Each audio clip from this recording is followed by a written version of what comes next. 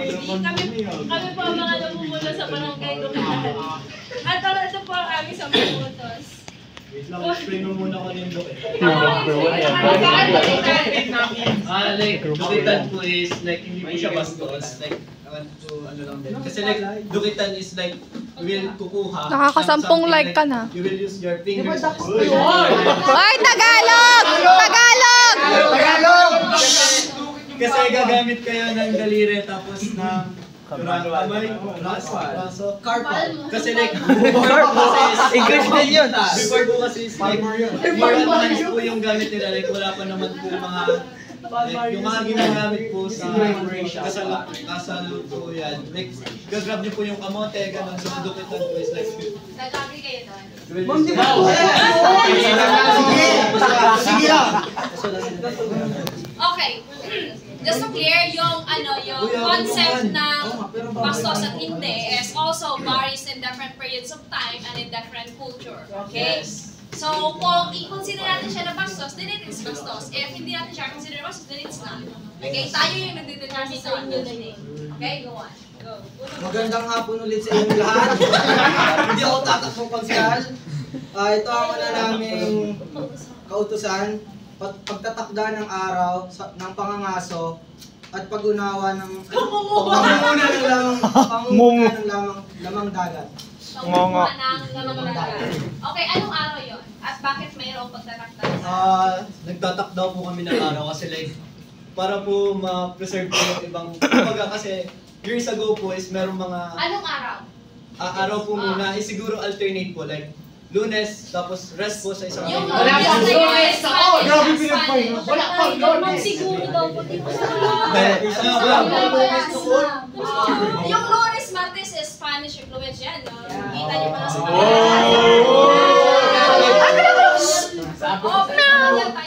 Kumbaga, explanation lang po yun para sa kayo. Kasi para mas maintindihan ng mga kasi kung i-explain ko yun nung panahon na yun, hindi nyo naman maintindihan kasi hindi kayo buhay nung panahon na yun. So, wala ka rin English ko na lang. wait, ang hirap ng Tagalog, hindi na every other day. Like kasi, halimbawa, tayo po sa English dati sa unang araw kayo sa pangalawa, tapos sa nakaraang araw ako naman po ulit. Like, ma-apply ko sa every tao sa barangay. Tapos kung i-ask nyo po is paano siya malalaman na natatakda po yung mga tao, is meron pong destino dun sa kagubatan or sa tabing dagat para makita niya po kung sino yung mga magkukonsumo ng mga resources po dun. May nagbabantay. Oh yes po. Bakit may ganon? Bakit may nakatakdang araw? Bakit may open and close season? Bakit may ganon? Kasi like, as nasabi niyo po is years ago, so para ma-preserve po yung mga hayop dati into future po, like ganon. Like hanggang ma-stay po siya. So you think merong overhunting dati? Siguro po. Kasi like, wala din po namang nangyayari ng process like na tumatagal po yung karne. Like, sabihin na like, hindi, iba po is na-over po nila yung mga hayop or yung mga fishes, ganun po. So, parang na-over sa tapon na lang. Okay, nice reflection. Next batas. Pangalawang batas, pagbabawal ng pagsusunog ng kalikasan. Anong pagsusunod na pinag-usapan natin? Yung pagsusunod po dito is yung mass destruction po para yung para sa pagtatayo po ng panibagong mga bahay ganun. Deforestation. Yes po, ganun po. And pinagbabawal po siya since primary po siya, resource po at the same time, yun din po yung parang nagiging source ng communication nila since nagpa-base din po sa mga hayop. Yung impending weather po ng community. So, isa po siya sa atin. What if may nasunog na kagubatan, tapos tinuturo yung isang tao na siya yung dahilan, pero hindi naman? Paano i-prove na guilty siya or not? Ano po? Walang lawyer no po.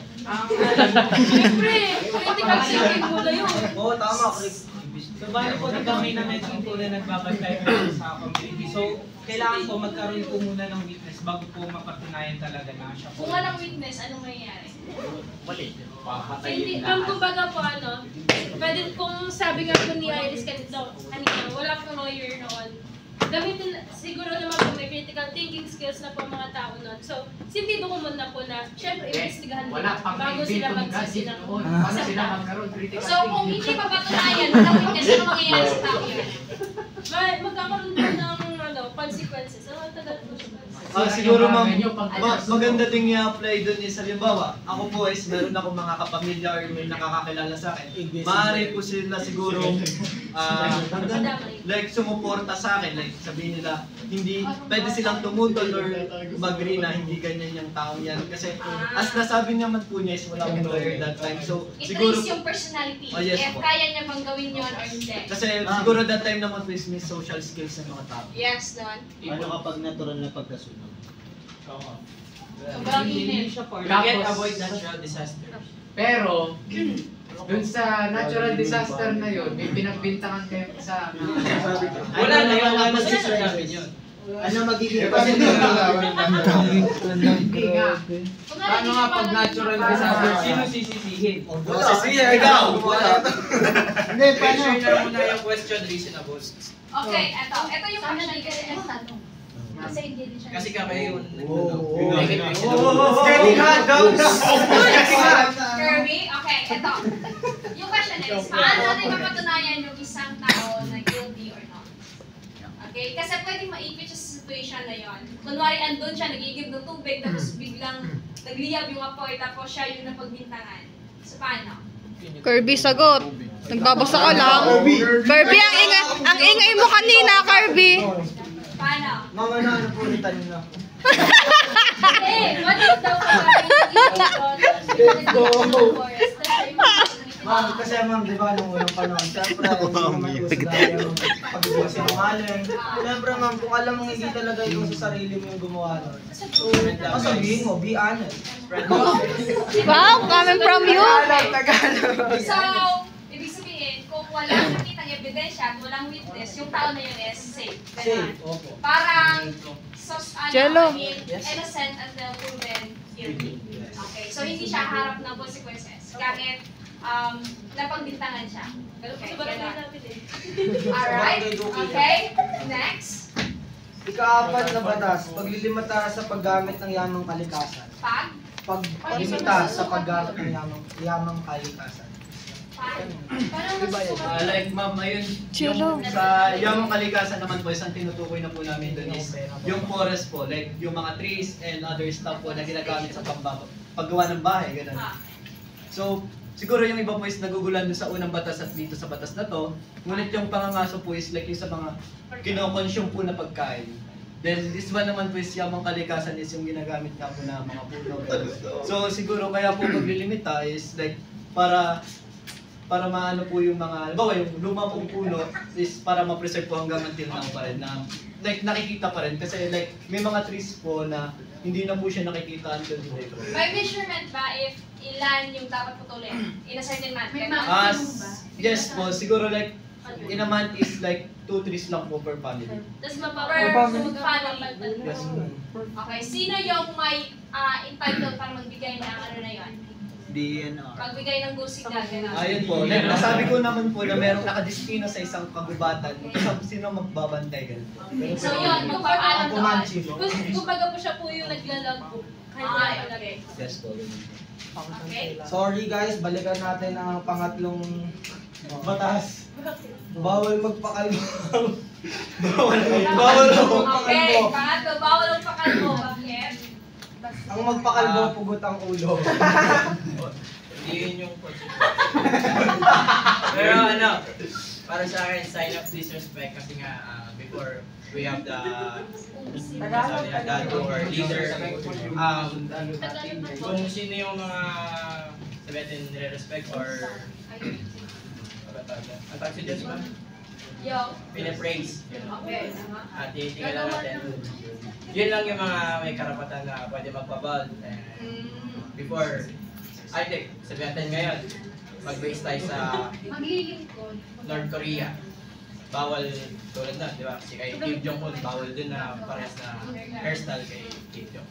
Then, like before lang, medyo na-realize ko lang na Bawal ang pakalbo. wala kang karapatan pakalbo pa. Hindi ka.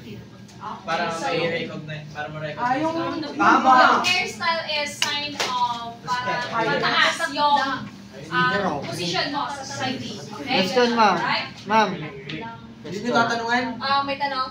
paano kapag natural na ka? Natural but is reasonable yun. Kasi, sign ng aging, di ba? Kung paano talaga. Okay? Sa limang batas, bawal mag-abandona ng mga hayop. Mga hayop. Saan? At anong hayop?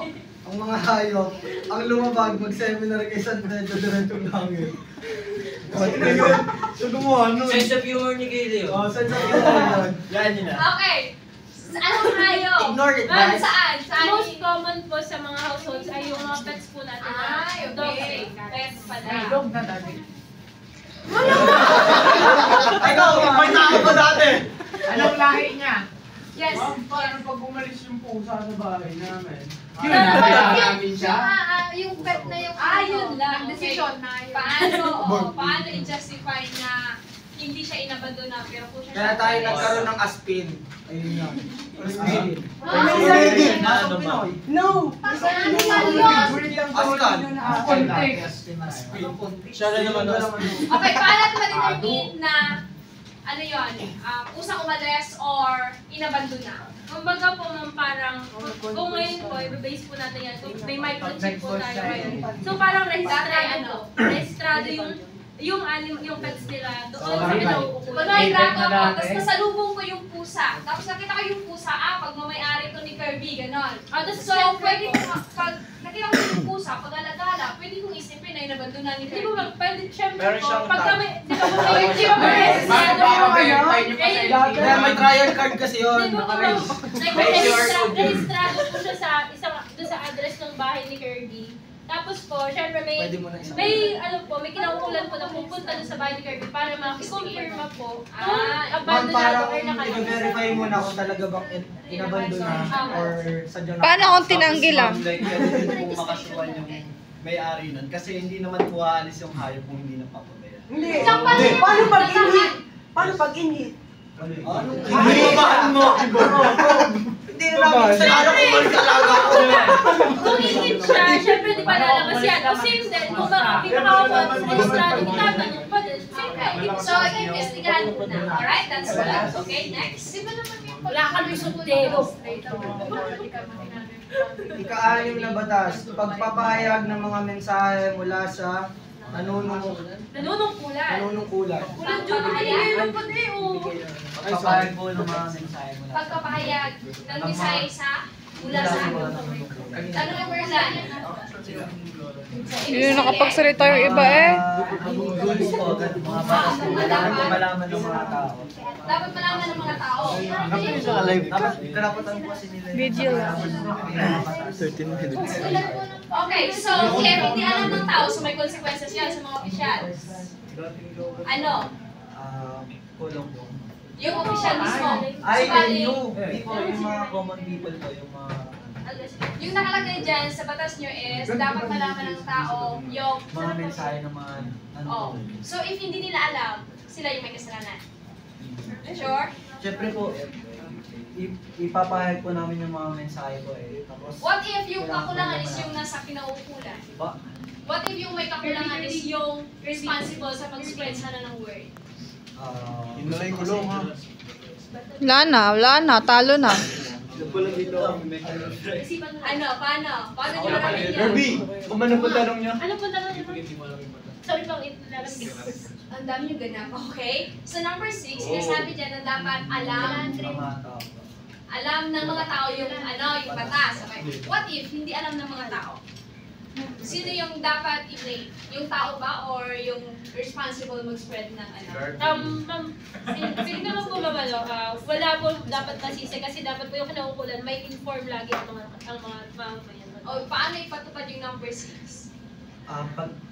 paglalagay po ng mga sign po sa mga Anong gagamitin? Anong gagamitin? nasa pre-colonial pa tayo. Paano kayo magde-develop ng papel? Direct yung ano. Ganun ganito. Ako na lang. Study light na lang. Nung unang panahon, di ba? Si Kirby mo na. Di ba nung unang panahon guys, may bato tayo. Doon natin isusulat sa pader. Anong gamit? Bato. Paano may ano yun? Pwede galing ka. Yung batas yun. Pwede mong isulat doon gamit yung bato. Kasi nung unang panahon, wala naman talaga tayong ballpen lapis. Pwedeng bato or dugo. Yung dugo, pwede siya tanggal. Baho eh. Or bato na lang talaga. Siguro ma'am sa pinaka-simpleng form is like, halimbawa, ako alam ko na yung batas. Siyempre, papalaganap ko na sa iba. Like, sasabihin ko, may ganito na rectong na... Paano kumpit? Ma'am, additional. Ma'am, pwede kang magpukpok gamit bato para yung sa pag-ukit. Para doon mo malaman talaga yung mga batas na pag-ukit. Nakasira ka pa ng ano nyo. Kung nandun talaga yung batas na ginawa na. So, dapat sa bato. Hindi ma'am, pag-ukit. Wala na yung ano nyo, yung batas nyo ng number 2. Para maukit yung mga words. Okay. Ano yung gamit natin? Sa bato natin yung ukit? O, hindi po. Sa kahoy? Sa kahoy at sa bato ang gamit ng bato. Okay. Sa yung ukit siya sa kahoy. Okay? May tanong ka pa? Guys, tanongin niyo ako. Bakit pinanay yung kahoy? Hindi namin problema. Gagawa. Ang inanay ka, syempre mag-uukit ka ulit. Okay na? Yung ano ma'am, Next. tawag doon. Yeah, Yung sinabi ko, pre. Alam mo tayo eh. Basta rin. Basahin niyo. Ikapitong batas, ang pagkakaroon ng kaakibat na pananagutan sa pagpasok sa teritoryo ng iba. So, parang vice versa din po, bawal yung trespass and bawal ang mga trespass. Parang po sa safety lang po sa mga tao. Siyempre, sa olden times, nag-rely po tayo sa mga natural resources po sometimes. So, bawal po mga trespassers kasi parang baka mamaya may sa mga resources. Mawawala po tayo ng sapat na allocation po para sa lahat ng tao. Okay. So, hindi lang Tama. hindi lang siya sa bakuran. Pati na rin sa mga palayan. So, pag dumaan ka sa palayan niya na hindi ka nagpapaalam, bawal yun. Anong consequence? Papatay. Ay ka na babalik sa Okay, hindi ka na babalik sa barangay. Okay? Automatic disod ka na. What if, yun lang yung kailangan mong tumawid, tapos baha. Tapos yung kailangan mong doanan is yung teritoryo ng iba. Paano yun? siguro siya ano po. Oras na. Hey, may anong oras na? Anong oras na? Mag-consult po sa higher up ng ibang place po para makapasok po sa Okay, kunwari nag-trespass ka, pero ginawa mo yon kasi wala nang other way, bumabaha doon sa ibang daan. Nag-trespass ka sa lupa ng iba. So, paano yun? You still accountable or meron kang valid excuse? Meron valid excuse. Kasi hindi mo naman gagawin yung isang bagay na hindi mo naman talaga dapat gawin kung kailangan. Okay, yun na yun? Okay. Next. Ikaw bawal mag-ingay pagdating ng gabi. Pre, may natutulog. Ano gabi? Pwedeng gabi, pwedeng ating gabi. Bawal magingay. Paano yung sanggol umiiyak? Oo nga. Kailangan patahimikin. Oh guys, wait lang. Kasi once na nag-iingay ang baby, isa lang meaning nun. Kung hindi gutom, talagang gutom. So kailangan mong padidiin sa breast mo. Or kung nung unang panahon ba, nung unang panahon ba may milk na, so padidiin mo. Kasi ma'am, Oy, nagtatantrums yung baby kahit busog. ma'am hindi. Yung baby namin hindi. Oo nga, kahit di baby, Valid reason So, mga kahit hindi ang baby minimin kasi nagtatantrums. ang minimin ko naman kasi dito is about sa like yung parang sobra na sa usa, pag-chismis na tuwing gabi. Yung nakakababala na sa ibang tao. Mga awitan, mga inuman, yan. Okay. Next. Yung baby excuse yun. Okay. Ikaw na, Nueve? Ika nueve? paano pag may magnanakaw? Paano paano may Oo nga, wait lang, ito Ang sinabi dito is bawal maging pagdating ng ating gabi. Wala namang sinabi bawal magnakaw. Hindi nga.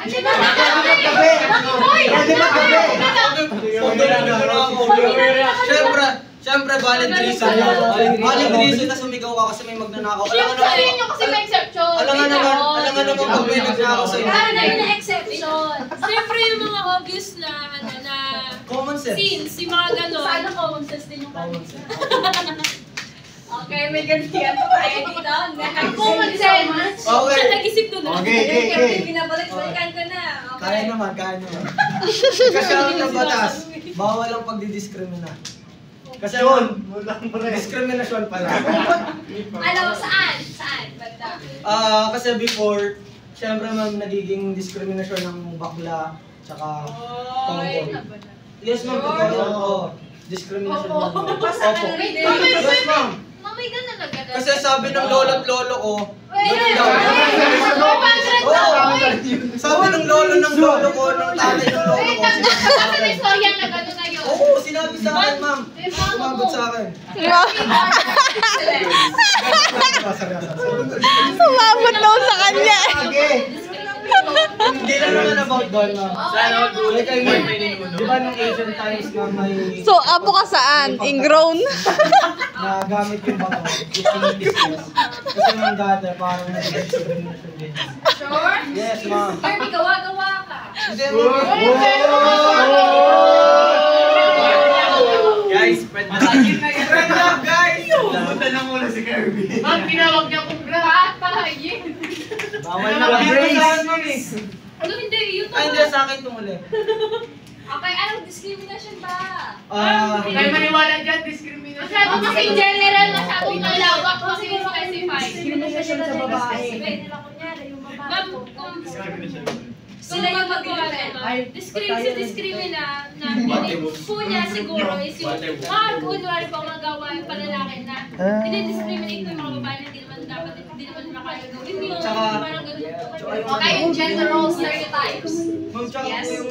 Sa tingin ko po, pag-discriminate sa paggamit na pangangaso at sa mga, like, halimbawa, kakulangan sa paggamitan ko, halimbawa, siya kompleto, ako hindi, like, may sasabihin siyang something na gano'n, like, mas better po siya dahil gano'n.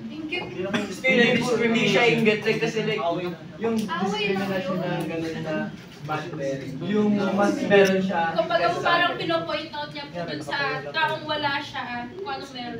Ang pinaka-common parang intentional na pagpapainggit. So, discrimination based on available resources. Okay? Ito po, number 10, almost similar. Hindi sa akin to. Paglimita sa mga gawain ng mga okay? Paglimita, ano dapat? Ipinagbawal? Paglilimita, ma'am. Or dapat meron? Hindi, ma'am, same lang, ma'am. Bali, syempre, pag alam na gawain ng panlalaki, like mga talaga. Ano yung sinasabi ng batas? Ano?